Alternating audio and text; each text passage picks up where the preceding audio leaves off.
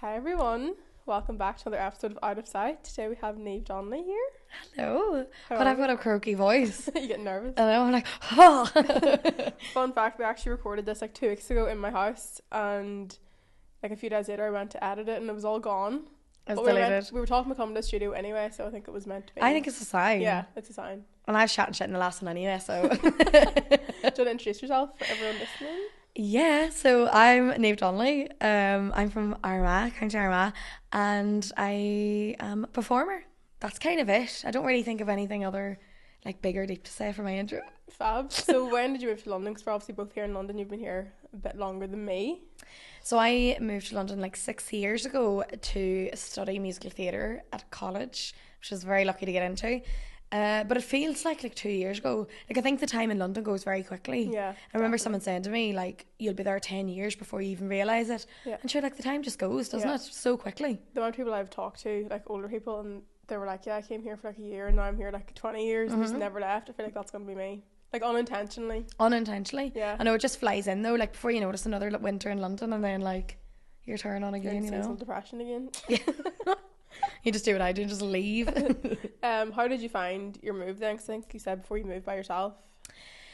Yeah, so I moved by myself, and I think it was very lucky because I actually had a really good friend already living here. And so instead of doing the whole halls, finding like, before I did the whole hall things, he was like, oh, just come and live with me. So I was like really lucky that I could just move in with a friend. I didn't have to look for a house. Like, there was just a room for me, which was brilliant. But I have, which is very typical of a Catholic Irish family, I have a massive family. I've got 6 sisters and 3 brothers. They're not all full, but I would say they're full. So moving to London by myself was a complete shock to the system.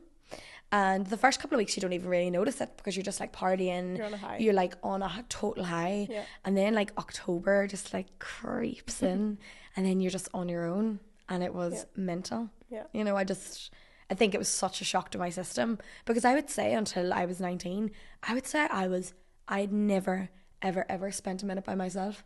Because why would I? Even if they went on holidays, whatever, I would just like go next door to my sisters, or I would, I don't know, go and see a friend. Like, I was never ever on my own up until that point. So yeah, that's what I think I realised only like this year, because our house basically went from like, there were so many different people coming in and out of our house where I live now, and then it all just went quiet. There's just 4 of us now, and like there's no one else coming in, there's no one new coming in. And it was whenever everyone left, it was like March, and it just hit me. I was like, I feel really lonely. Even though I had like my best friends there, I was like, because back in Ireland, as you said, you always have family, no one's too far away. You're like a 5-minute drive from like your friend. you just call in to see someone for a cup of tea. I'm Like, bored, it's I so just go down easy. to my granny's house and just sit there for hours. Yeah, and do nothing. Like, you're just always in company. Yeah, but here it's different. not the same. It's not the same. Yeah, and I don't even think that's an English thing. I think that's a London thing. Yeah, it's a London thing. Do you know what I mean? Yeah, because I've heard like even Manchester and stuff's a bit more like homely. Yeah. Here. Oh yeah, my brother lives in Liverpool, and like he just pops around to people and sees them all and goes for pints and all. It's not. I don't know. I think London's just a bit. Yeah. So how did you end up navigating that then? Because you're here 6 years, so. I think in the start I didn't navigate it at all, and I don't actually think it was until the lockdown actually that I realised that I was not dealing with being on my own at all. And I think I just partied a lot. Like, I told you this the last time, I did a lot of like drinking at the start of first year, but because I just don't come from a family of drinkers at all, like mummy would have a Baileys for Christmas and her birthday, and like, for an Irish family that's very rare, I think. But I just didn't have like a concept of alcohol. I didn't know what went with what or what you drank with what. And I remember going in first year to Freshers, and this is when I was vegetarian, by the way, which is important to the story. And I was like, right, I'm going to get like vodka, because that's what everyone drinks. You just drink vodka. And I was like, oh, what will I mix it with? And I was like, oh, wine. Because I just didn't have a fucking clue. I was just like, oh, that'll do. Oh my God. I must have had half of it and I was blacked out. And there's a video of me in a chicken shop in South East London eating chicken like off the table, and my friend is like, Niamh, you're a vegetarian. And I'm like, mind your business, like, mind your business. What does wine and vodka taste like though mixed? It must have been horrendous. horrendous. Because both separate aren't, like, wine's fine, but like mixed. Yeah. No, it wouldn't have been a nice wine either. It would have been Blossom Hill. Like, oh, what's the one it's called? I the Lamborghini. Belfast. Oh, there's a name for it. I can't remember. Echo Falls. Yeah, literally. So I was drinking stuff like that because I just didn't have a clue. And then I would just black out and then be like, oh, right, okay. okay, right, I'll just not do that again. Do you know what I mean? Yeah. And just, this is what I did for such a long time. And then I would do this mad thing where like in my housemates, I would like go into their room and just like chat to them and then just like fall asleep because I just like hated like going back to my room by myself. Yeah. And I don't think it was intentional. I was just doing this thing where I was like totally avoiding the problem of me being on my own. And it was really a long time into being in London that I realised that I was really struggling with that. So yeah. It's really interesting, like, that you would have like went in there and done, because sometimes I can find myself doing that where I'm like kind of going anywhere just to be around people, but I've started, especially the past few months, really just sitting with the discomfort because it's not comfortable if you're not used to it. Oh, not at all. You literally just have to push through, I think, and try. It's a habit. Whenever you get into the habit of being by yourself. Absolutely.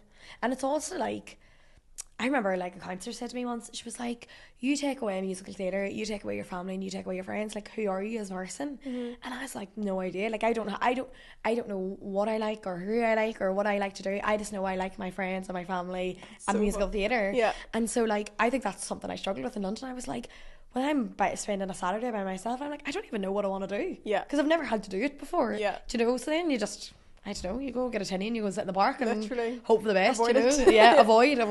No, I was in therapy like 2 weeks ago because I started cognitive behavioural therapy and we were going through everything, blah, blah, blah. And she was like, so what do you like about yourself? And I was like, I'm really nice, like my friends, really empathetic. She was like, but what do you actually like about you? Like, not your friends, not how nice you are to your friends. And I was like, I feel like I really had to, I think in London, there's so many different types of lives you can live here. Like you can be a student, you can be like, there's so many different avenues, and it's just about trying to find, you know, where you fit in, because there's so much option. Absolutely. There's almost too much. Yeah. Do you know, like when you're at home, like you know what you're going to wake up and do at the weekend and stuff. And here it's like you can do whatever you want. Yeah. And it's almost just like it's a blessing and a curse at the same time. Do you know? So now, if someone asked you what are you without all those things, what would you say?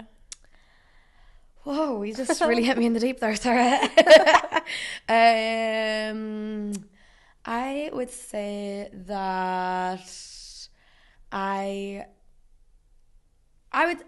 would pride myself on saying that like I'm quite like a positive, bubbly person. Do you know, even like I could be having the worst day ever and I'll still manage to have a laugh at some point in the day, do you know, and I would like pride myself in being able to like get myself out of ruts, do you know, with things like that. I think the travelling really helped because it's easy just to be like, when you're here, it's so easy to be like, oh, I'm lonely, I don't know what to do. Like you'll find something, like you'll find someone. See, when you're on the other side of the world by yourself and you don't know anyone, like you really just have to get to know yourself. You do, and that's really hard to be like, what do I actually like to do? And listen, not back to the drinking, right? But I just love going to the park. I love having a podcast. I'm such a podcast girl or an audiobook girl. I love someone talking at me, so then my thoughts aren't going wild. I just like and I just like sitting in the sun and just like having a wee tinny or a wee pint or something. Like I love just totally relaxing and doing nothing. Like I am the queen of chilling, as my friends call me. I love that though, because you need to, I think it's like, that's what me and my friend were talking about, like we're kind of in a society where it's like you have to be grinding 24/7 all the time, but that can also be seen as an avoidant thing to do because you're just busy, don't want to think about certain things. I've got friends who wake up 6 o'clock in the morning, they're go, and like that's wonderful. That's how they're like managing their days and stuff. But I'm like, when was the last time you actually just chilled out? Actually just chilled out. You know? Yeah, me and not my like friend. Not judgmental, but everyone, we're all doing what we have to do to get by. Like, do you know what I mean? But it's like, you know, we just have to give ourselves a break sometimes too. Yeah, because I used to literally work, like I would work during the week and then come weekends, Saturday, Sunday, I'd be like, right, I need to do a podcast, I need to do this, I need to do that. And then yesterday, me and my friend, we went just to Soho House, we were just chilling and we were sitting there and he was like, it feels weird that I don't have my laptop here. It feels strange that I'm not working. Guilt, don't you? You literally do, but I think it's just about, again, breaking that habit because you need downtime. You do. And you get the guilt of like, oh God, like should I be doing something? Or you're just like your brain's running wild. Yeah. But you just need to cut yourself a break sometimes. So take me through your timeline of whenever you got to London to now. 6 years. Whoa. So yeah, I moved. I had 3 years of drama school. 6 of those, well, a year of second year was the pandemic, which actually of all the years I think to have a pandemic, I think your second year uni is pretty good. Yeah. Like first year is so important to like meet people. Yeah. And then sure, second year is just second year, isn't it? And then third year is like when you want to actually put the work in. Yeah. So I went to drama school down in a place called Trinity Laban Conservatoire. I loved it there. Like it was great for me. I thought, you know. And then I met a wee English fella. As they do when I was in that reminds me of Dairy Girls, the English fella. That's what I always say. I said the wee English fella. That's what he said. He's just a wee quiet wee. Okay, he's lovely. But then I met him, went home for the pandemic for like 6 months. Mm-hmm. And sure, that was, look, I know the pandemic was awful and all the rest, but oh my God, we had a great time that first pandemic. I loved the first lockdown. Seeing Anna out in the sun every day. I loved it. Because it was the first time as well, we'd all, like all my siblings had been home in a very long time, and we'd all turned, like my youngest sister turned 18 in that time. So we were drinking every weekend. Unreal. We were absolutely trolleyed every weekend. Love it. Love it. But why not? My poor mummy's still working out for the NHS, and we're like absolutely trolleyed. He's getting drunk. I know, every weekend I'm like, oh sorry. But no, and then I came back and I had my third year. Then I graduated from drama school. About 6 months later I had a knee replacement, really randomly. Just they were like, do you want to like, how did you do? I just needed one, so they were like, you can have one. So I had a knee replacement. Then I moved home for a bit, came back, it's like started all again, tried to get an agent, no, actually did have an agent at that time, but I got dropped after that, but that's another story. And just been plodding along trying to become an industry creative and just be a performer and just do what everyone does and tries their very best. And then I had a bit of like a really low point last year, and I was like, I need to get a bit of time out. So I went travelling then for 3 months, and now we're here. Where'd you travel? I went Southeast Asia. Well, I was supposed to do a lot more countries than I did, but I did Vietnam and Thailand in the end. When was that? January, February, March. I literally remember I feel like I literally watched your stories yesterday and you were there at your TikToks. Do you remember saying that? Everyone's like, I feel like I was with you there. That was so quick. I'm like, I know, it feels like yesterday. But yeah, I ended up, the only reason I was in Thailand for so long was I went to this island. I was only supposed to be there for 3 days. I just absolutely loved the place. I was like, do you know when you go somewhere and you just get a feeling about something? Yeah. I friggin' loved it there.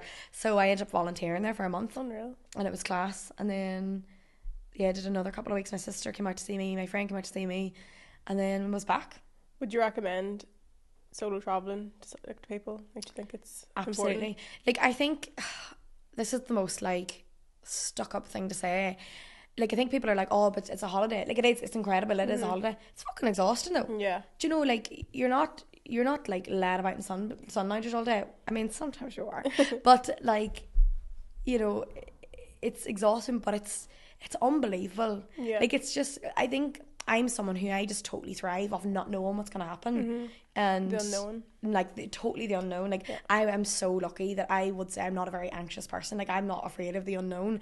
And see, waking up and being like, right, what are we going to do today? What does the day bring? Yeah. I love that. I would love to live my life every day like that. Yeah. Because, like, you'd wake up and you'd be like, right, what are we going to do today? And then, like, 2 hours later, you'd be swimming with turtles. Yeah. Just, like, you've no idea what's going to happen, you know. But that's really the best way to be, because... Yeah.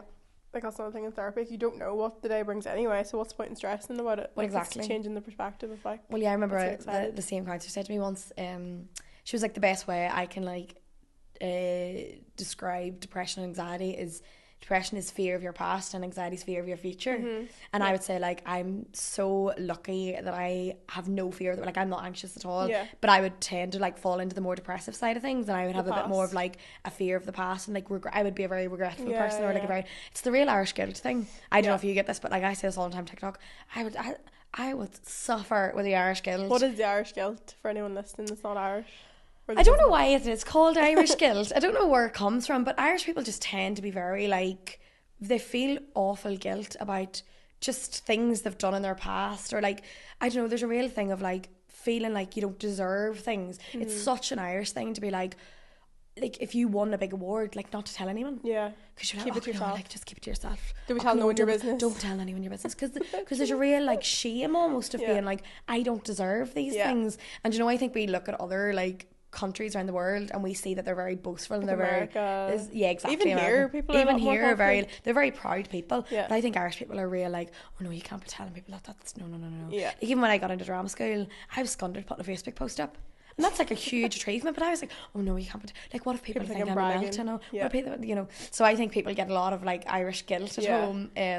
So I had, like, when I was out solo travelling, I had awful guilt. I had awful, like, oh God, like, my people are at home, like, my friends are all at home working and I'm out here doing this, blah, blah, blah. Yeah. I had a terrible year before. I should have just been like, I deserve to have a nice year. Do you know, I deserve to have, do you know, a nice holiday and just, you know, go and have a nice time. But I think It does. It takes over you. So every day I love the kind of like not being anxious and not knowing what's going to happen. But equally, I'll lie in bed at night and be like, oh, jeez, I wasted today. And So you've got the guilt coming. And then that's the guilt coming. Oh, can Niamh, you slept in this morning? You shouldn't, so I'd be terrible for that. Yeah. But back to your question. Jeez, I'm doing an awful lot of waffling here. Never. I would totally recommend solo travelling. Yeah. I can see why it wouldn't be for everyone, but I think you don't need to go to Asia for 3 months to be a solo traveller. Yeah. You could go to like France for 3 days for yourself. I went to Cambridge for 4 days. 2 of my family, like it was cousins or whatever, like far cousins I hadn't seen in a while.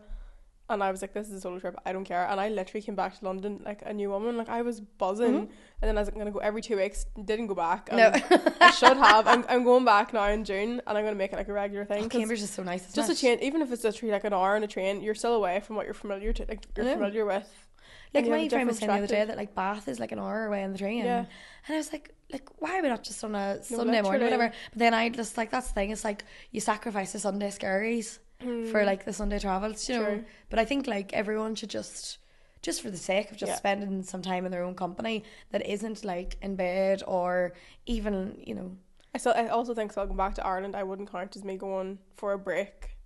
No, because I went home like last month. I wanted like a break from London, went home, and like it was a break, but it's not the same because you're going back to comfort.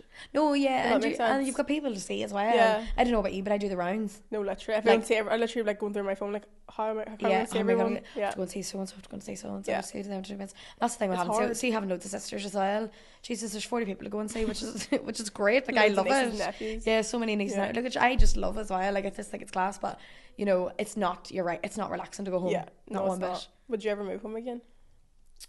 I wish that like Dublin was like not in such a terrible crisis at the minute, because I love living in the big city, but I love that you would be just 2 hours away from home. Like it's just 2 hours up the road from home. Like if I wanted to go home on a Sunday and see mummy, like I could go and see mummy. And I mean, don't get me wrong, I think Belfast is a brilliant city. I think there's so much going on in Belfast. It's up and coming. It definitely so up and coming. Yeah. In terms of like the theatre industry and the TV and like the TV world, even it's people like, on social media, everything, like it's really it's a lot more massive, acceptable. And there's so many like social media people now living up in Belfast and stuff. And I think it's like, I think Belfast is so up and coming. It's just not there yet for me. The same. I'm just so like, I know it sounds so great, because it definitely is the like Irish guilt, like imposter syndrome coming through, but like the West End is just like the end goal for me, and you can't do that anywhere else. So like tough, do you know what I mean? Even when I find London really tough, I'm just like, but you know why you came, and I know why I came. Your dream. That's what I always say as well. Like whenever I feel like I want to give up or go home, I'm like, I didn't move to London and like spend this much money and put myself this far to like just stop. Do you know, I was talking about this the other day. You'd think that, so I've been out of drama school for 3 years now. In that time I've been dropped. I've been in finals for like my dream shows. I've been in for West End calls and everything, and just got nothing right. It's not worked out. And I've had people, say to me like, oh, would you not like, when do you think you'll call it quits? Or how, someone said to me like, how many years do you think you'll have to do before like you give up? And I'm like, weirdly, every year that goes by, the more I want it. Because in my head I'm like, well, if I'm going to give up now, I should have just given up 2 years ago. Exactly. I might as well just give it up a year ago and just saved myself the bother. And so even if I'm 6 years in and nothing's happened, I'm like, well, I should have just give up 6 years ago. I just have this thing where I'm like, it just has to happen. But that's whenever you know, like you're going with your intuition, like you know it's gonna happen, because I think so. If you didn't believe in it, you would have given up. I think so. I don't know. I'm such a I'm such like a gut believer, like a universe believer, and I'm like, I'm so like, I do believe that we are where we're meant to be and where we're placed, and things happen for a reason, and I just have a gut feeling that it'll happen someday in whatever capacity. It's like I don't know. It could be, what is it? You haven't come this far to only come this far. To only come this far, exactly. It's just, you just have to keep playing on, don't you?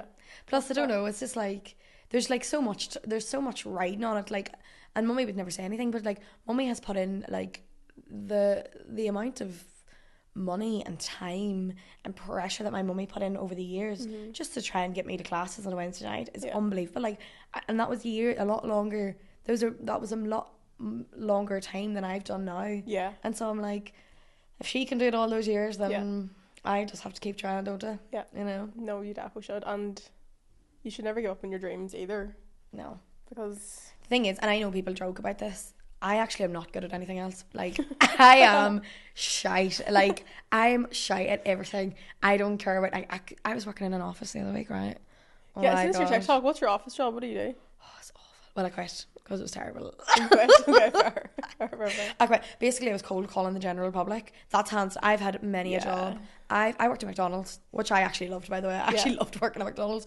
But I cold calling the general public. People need to actually pipe down. People need to pipe down. What do you be saying on the phone?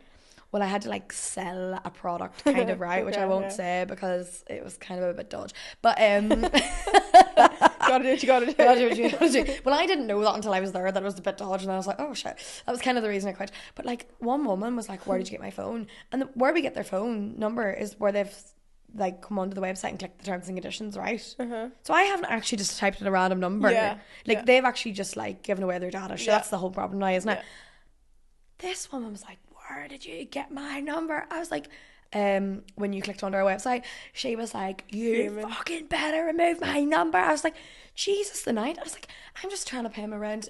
I just want to be a singer. My degree's in jazz hands. Fucking leave me alone. Do you know what I mean? But sure, that's just all part of it, isn't it? Oh my God, that's so funny. That's what I mean. I'm not very good at anything else, because when she was telling me, I was like, no, fair enough. I was like, no, fair enough. Hang up. Do you know? So like, and I'm like working in a pub as well, and like people are like, can I have a gin and tonic? I'm like, yeah, if you want. Like, I don't care. I don't care. So yeah. I always say if everything didn't work out, I used to work in Tesco. Hands on my favourite job I've ever worked in my life. I loved it. I literally, simple life, working in Tesco. Easy peasy. The pay was unreal. I could get overtime, wasn't stressed. I was like, this is the life. Doing that in Tesco's? That was Cookstown. You love it? Yeah. Tesco, I didn't know anyone in Gannon, so I had to go to Cookstown. Yeah, fair. But yeah, I would definitely go back there if all else failed. This is the thing, there's always a solution. There's always going to be something else. Yeah. I'll tell you what I won't do, that a lot of people do in this industry. They teach. I'm a terrible teacher. A lot of people go to teach, right? And obviously, like, some people, that's their call and that's their passion or whatever. I was a terrible teacher. I taught for 6 months. That's awful. See, when the kids were coming in and being bad, I was just laughing at them. Because, like, though, if you're passionate singing, like, and you're teaching, are you getting to sing, though? And, like, do what you like to do? No, kind of. The thing is, I actually think the skill of teaching is nothing to do with the subject. I think it's the skill of transferring information. Yeah. That is not the skill I have. That is not the skill I have. These kids are going like, okay, teach us the song, and I'm like, okay, but just listen, like, can you not just get it? Like, I was really bad at it, like, and then all we did was just play this banana game all the time, and it was just because it was this cheeky game, and I loved it. Was it fun though at the time? So fun. But I just wasn't a good teacher though. Like, the kids would come home at the end of the day, and their parents would be like, what'd you learn today? And I'm sure they probably said nothing, because I wasn't teaching them any. That's terrible. I used to tutor, and I literally was the exact same. Just no interest. So, like, sorry. Yeah. But I used to, whenever I finished uni, I was going to do teaching, and my school was pushing it so much, like, go be a teacher, and I was like, just don't know about it, and then I went on English instead. Why are they pushing people at home to do teaching? Sure, there's no jobs. They were like literally pushing me into St Mary's, like, go there, and I was like, I just don't know though, and they're like, no, once you get your foot in the door at St Mary's, like, you're set for life, and I was like, I don't want to do it though. You don't want to do it. Literally. Schools are weird. No. Were you telling me one time what you applied for? Was that you telling me last time? What did I do? Whenever you were leaving school and you didn't want to apply for something. Oh wow, the school is so cheeky. You tell us. So cheeky. So I knew I wanted to go to drama school, and so I knew I wanted to take a year, because you're kind of advised to take a year before drama school. And I said to my school, "No, I'm not planning for any like unis," and they were like, "You are," and I was like, "No, I'm not," and they were like, "No, you have to, because then they have a record that's basically like 100% of our students apply for university." And I would have been the person that threw their stats off. I was like, that's so cheeky. They just made me, that costs money. You guys cost money. I applied for the Technology Institute of like Dundalk or something. I think I literally hit, it was like A, B, C, D, Dundalk, go. Sounds good. I got a fucking U in my technology paper. I failed my paper. I don't even think I got like an email back or anything. They just were like, big fat no. That's so funny. Isn't it awful? So random. They were just so like, they were like, to be honest, like, we've got stats that we need to follow. Like, it's mad the way schools do that. Terrible, isn't it? I feel like all schools do that. Like, did you go to a grammar school? No. I was gonna say grammar schools actually do that. I feel like in grammar schools you don't even have a choice. You just have to apply. Yeah. No, they try and weed those people out before, you say, and before you get to upper sec, they're like, no. I remember I applied for a grammar school after my GCSEs, and I thought I'd done so well. And I got in for the interview, and like they didn't even look at my results. They were just like, well, they did look at them, but they didn't even like consider anything else. They're just like, no. And I got good enough results. Didn't get like A's or nothing, like, but It's mad. And they just didn't even. No, and I want to get into music as well, but no. Sad times. Started posting on TikTok. How do you find that? Or why did you start posting on TikTok? Well, I think I do get a bit like, I still get a bit cringe about the whole TikTok thing. I get a bit like, ooh, Don't talk about it. do you know what? Like, I know people joke about saying this. I actually just really like it. Yeah. I just love it. I'm like a creative person through and through. Like, it's just in my bones just to like be creative and come up with ideas and put things together. Like, that's just like, I think eventually I'll direct, because I'm just so like, that's just where my mind has always been. But when you have no creative outlet at all, because you can't get a job and it's hard to get gigs, and like you find yourself just out of work all the time, you need something to look forward to every day. Like, I need to wake up and think, okay, what am I going to post today? Yeah. Because like working in a pub, and like I nanny as well, like it's not exactly a creative outlet, you know. So I just did it just to have something to do, basically. Yeah. And yeah, I like it. I think that's a nice reason to do it. Like, I just really just want something to look forward to every day. Yeah. You know, as cringe as that might sound. No, I like that. I think that's a good reason, because you're still like, everyone like has a purpose, and that gives you like yours. Yeah, when you're absolutely. doing other stuff. No, that's nice. How do you find posting? Yeah, good. I tend to get, to be fair, like I would say I'm very lucky. I would tend to get a lot more positive things from it than I would like negative things. Like, something that's so lovely about the world of musical theatre is like, I will just have like young girls being like, oh, please, can you give me some advice about like drama skills and stuff? I'm like, yeah, of course. Like, I literally love that. I'm like, oh my god, yes, I'll tell you. I don't know much. I don't know anything. I don't think anybody in the industry knows anything really, but I'll tell you what I know. I do know. And yeah, I think it tends to be a bit more positive than negative so far. I actually got onto the musical theatre side of TikTok recently. Do you have a friend called Jordan? Jordan Donnelly. I went onto his TikTok and I was like, I love him. It's He's so mental, fun. isn't he? He's so funny. So I've known Jordan for years and years and years, and he's Jordan Donnelly and I'm Niamh Donnelly, and we used to tell people we were the dodgy Donnellys. Does he live here as well? Yeah, he lives here as well. He lives. So, do you know I was talking about a friend that moved here? Yeah. That's who I was on about. You and him should have a podcast, All Musical Theatre. Yeah, he is. So fun. And Jordan is the ultimate musical theatre geek. Like, he knows everything and everyone. Like, yeah, because I was listening, was it his video? He was talking about what way he would sing a song, and he knew like what like person sang it this way. I've been in musical theatre for years, and he'll just be like, "Oh, you know, you're so and so," and I'm like, "No, Jordan, I don't have a clue." Do you know, he went to Soho House in New York. Unreal. And one of the waiters like stopped him and was like, "Oh my god, I follow you!" Like, stop. I know. That is like, that's how you know you've made it, isn't it? That's class, isn't it? That's unreal. But yeah, Jordan's great. Like, he's great, and he's another one. He'll be doing the interviews for the Olivias. Like, he's very good. Like, you know, love that for him. But yeah, he's from the Y. I feel like I've definitely seen him in people's stories before at home, and then I came across his TikTok and I was like, love that. Question: is drama school like? Have you ever seen Glee? Yeah. Oh yeah. Is it similar to that?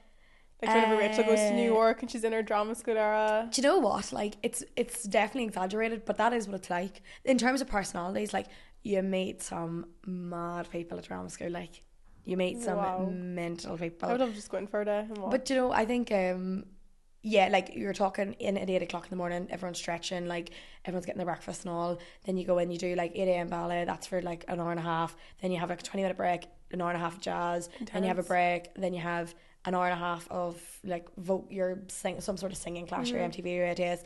Then you have an hour of acting. Then you have like, and it's this. And then see, when it's like, when you're doing a show, it's like 7:30 call, and you might not leave until like 8 o'clock at night. But the director will only be in from 9 to 5. But we have like, there's so much work on either ends that like you need to like pre-warm up, and you need to like, you see when they start at 9 o'clock, like, you're stood in your shoes ready to go. Like, it's like, I loved it. I have to say, I just like thrived in drama school. I loved it. It was so much like waking up every single day. Like, it's exhausting. But waking up every day with your mates and just being like, oh right, we're gonna belt out a few tunes today. Like, it's so intense. It's so competitive. Yeah. It's like life or death. Like, one year, one of our shows got announced, right? Right, and other drama schools were doing Legally Blonde, Shrek, Little Women. Our year got announced and we were doing Snoopy. You would have thought, like, honestly, all the suicide hotlines would have been called that night. Like, fuming. Like, people were fuming. And that was like life or death. Like, people were crying and all. What? Yeah, because it's just like, it's like your big moment, and then they're like Snoopy. What's Snoopy? I've never heard of it before. You know Charlie Brown? No. Sally Brown? I was Sally Brown. As in never heard of it before. Yeah, so maybe that's why. It's like an American cartoon. It's like SpongeBob. Okay, right, okay. It's like SpongeBob. No, it was Okay. terrible. No, actually, it was really fun, but it was like For some people, it was like, this is it was the like end. this is the end. This is the end. Yeah, so funny. So many mad things happened to drama school, but it was good fun. Now I loved it. I have to say, I loved it. What one bit of advice would you give to someone that wants to get into drama school, or is like in that, maybe in school and like they want to pursue musical theatre, but like as we said, schools are kind of like pushing other stuff? What advice would you give? I know this is like general like life advice, Mhm. but it is so important to actually be yourself. Mhm.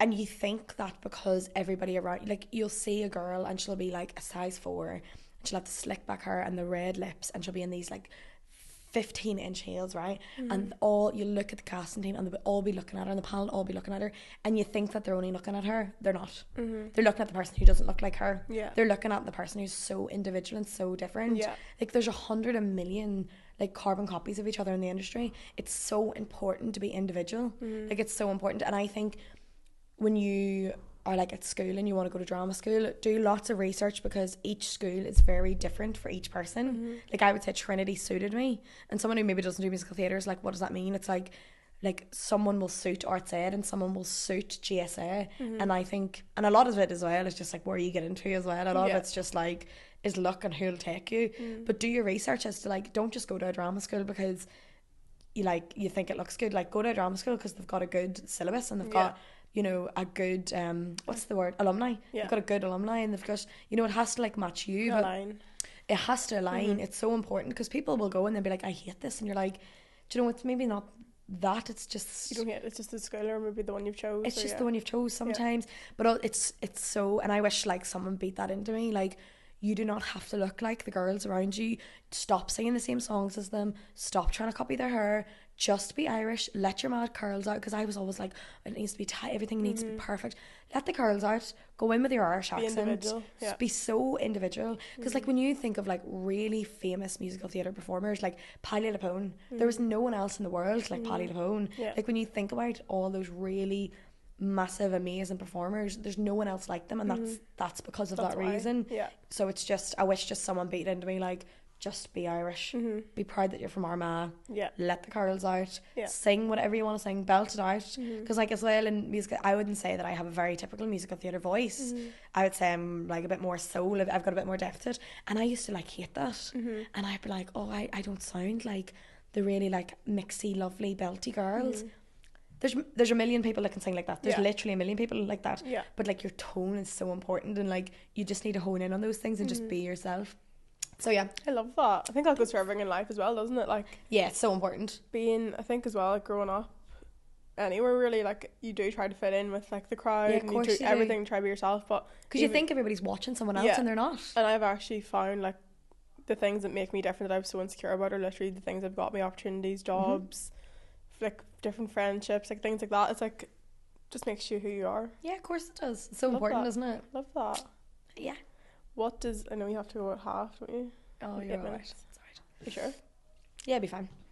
It'll be grand. Just be. What does the rest of the year look like for you? Well, I'm hoping I'm gonna get a performing job. Oh, what's your dream role, actually, before we My go into the said that? role. Joe March in Little Women. Play or musical. I don't know if you've ever seen Little Women. I've seen the movie. Yeah. Is So- Joe the main Yeah. girl? Yeah, okay. So I played Joe when I was like 18, and we were the first ever production in Northern Ireland or Ireland to do Little Women, and oh my god, I just loved it. Like it's just so me. Like Joe grows up with like her siblings, like loads of siblings, where they like write plays and they've got an absent father, and and she just always wanted to go and like do other things and go to the big city and like become a performer. Independent gal as well. Yeah, and it's just like I just always just like totally related to that, and just I loved it. Like it's just such a dream. I didn't know it was a musical.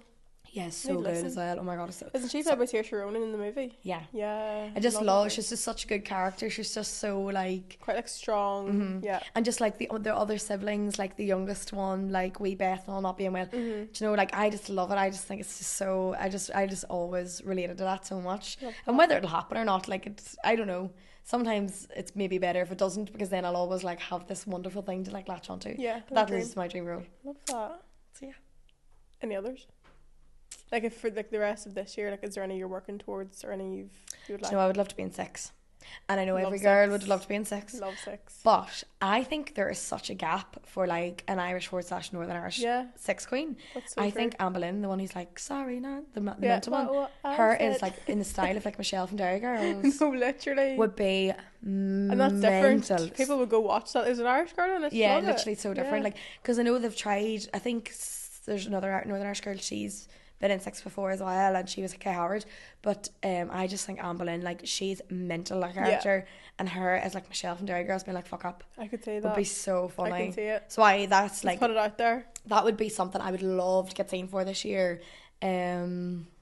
We'll post this at the clip on TikTok, Yeah. and you never know. Which one is it? Which? Anne Boleyn, Boleyn. the one without the head. Irish. Yeah. Irish Anne Boleyn. Yeah. I think she's green as well. green? Yeah, it's meant to be, isn't it? What? How do you mean she's green? There's no 6 girls all of colours. Oh, I was like, She's green. what does green mean? No, she's green. Yeah, meant to be. But yeah, Can see it. So that's for the rest of the year. Stay in London. stay in London. I know, well, I can't go anywhere else. I'm poor.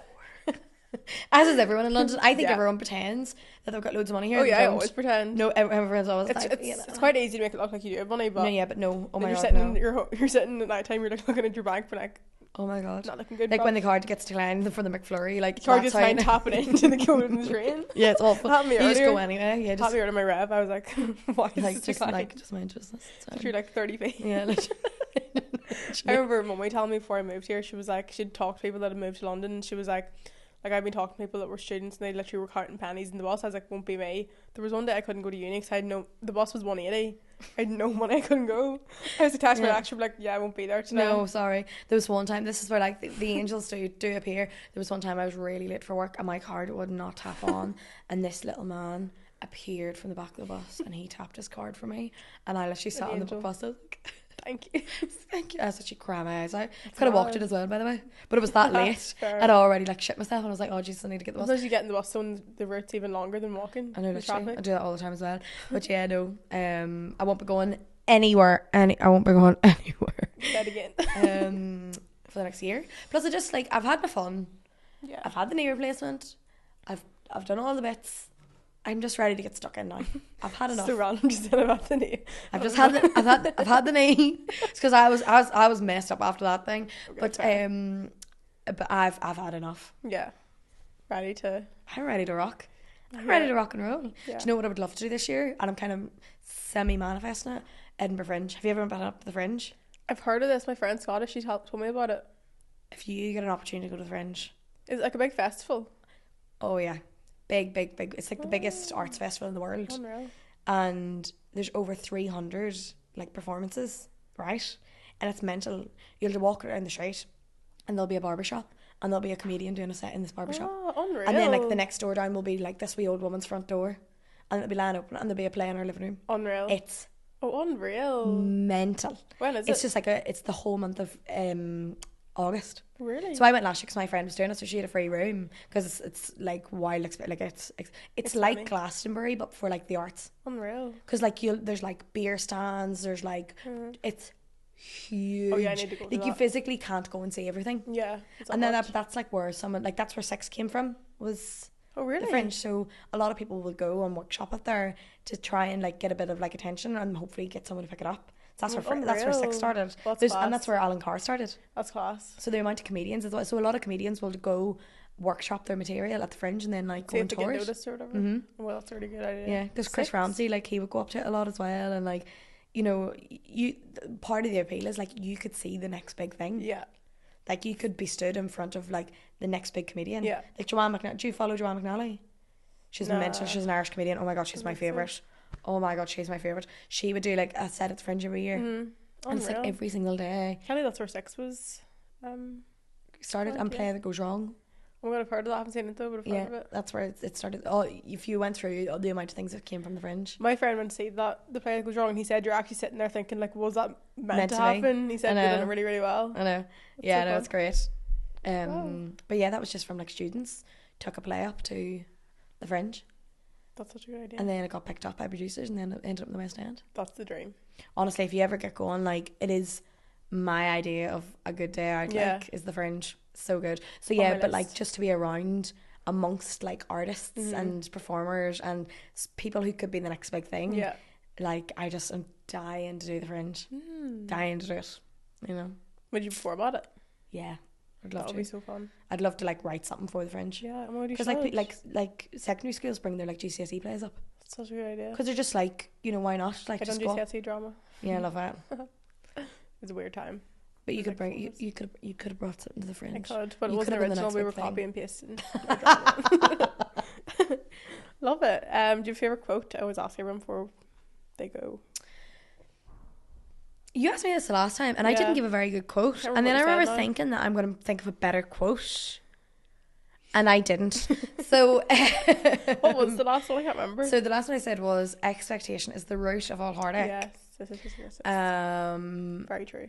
And I always think of that because anytime I'm like absolutely gutted or heartbroken or so disappointed by like something a friend's done or not get a job, it's always because I picked it up to myself. Yeah. It's always because of like an expectation that I've put on myself. Yeah. And I think a lot of like my mental health problems last year came from this expectation that I'd put on myself that I was going to be like this thing that never happened. Yeah. No one ever told me that I was not a nice or normal person or that I wasn't kind or successful because I hadn't made it. No one ever told me that. It was just me that told me that. And so therefore, yeah. So I think I'm just trying to eliminate my expectations because they are the root. I think that's Shakespeare actually. Is it? It's very interesting how we can be literally our own worst enemies. Like, Oh yeah. my life would be perfect, but I'm still in my head, like bullying myself for what? Oh, I'm the nastiest person to myself I've ever met.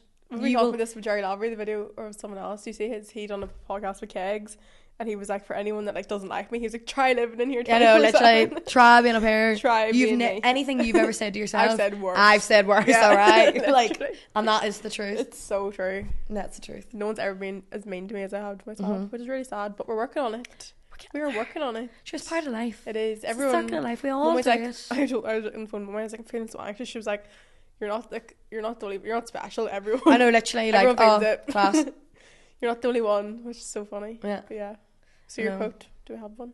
Or are you going with that one still? I'm going to stick with that one. Okay, I haven't fab. thought about it. Do you know what's the thing? I'll walk out of here and go, but sure. Yeah. But yeah, no, I stick by that. Love it. Expectation is the root of all heartache. This was very fun. Thanks for having me. You're welcome. I feel like I waffled a lot again. Nah, you didn't. Okay. That's just raw conversations. Okay, good. Love it. Thanks everyone for listening. Bye. Slay.